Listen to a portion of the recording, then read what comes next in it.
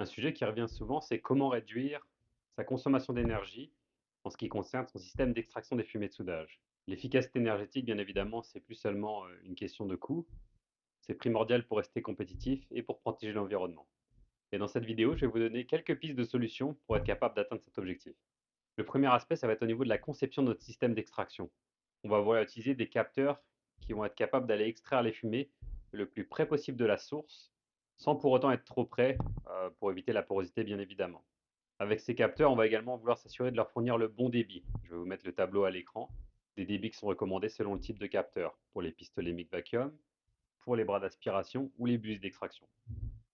On va également vouloir concevoir le réseau pour limiter les pertes dans les conduites.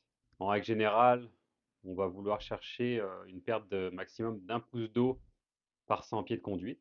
Et si jamais on utilise un dépoussiéreur, on va vouloir aller chercher un ratio air tissu de 1 pour 1.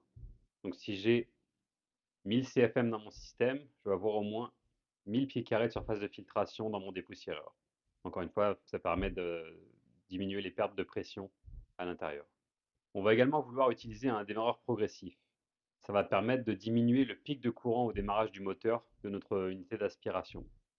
Ce qu'il faut savoir, c'est que dans certains cas, le pic de courant qu'on va utiliser dans notre usine va venir influencer notre facture d'énergie. Donc en le diminuant, on va potentiellement également diminuer celle-ci.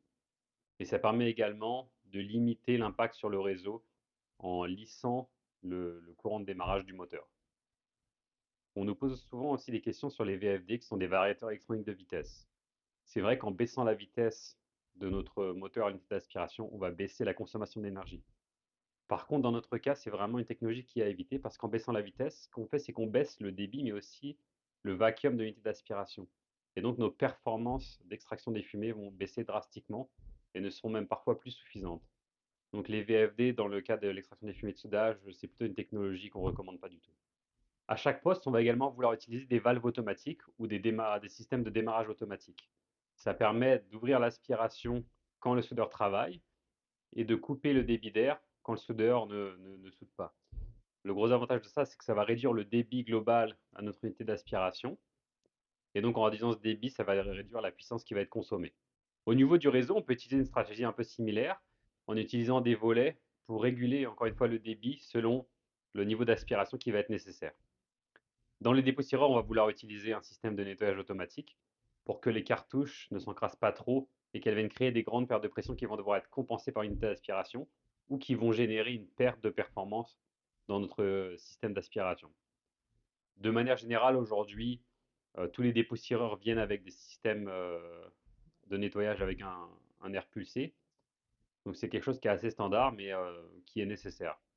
En ce qui concerne les systèmes de récupération d'énergie, dans le cas de l'extraction des fumées de soudage, le retour sur investissement n'est pas toujours évident.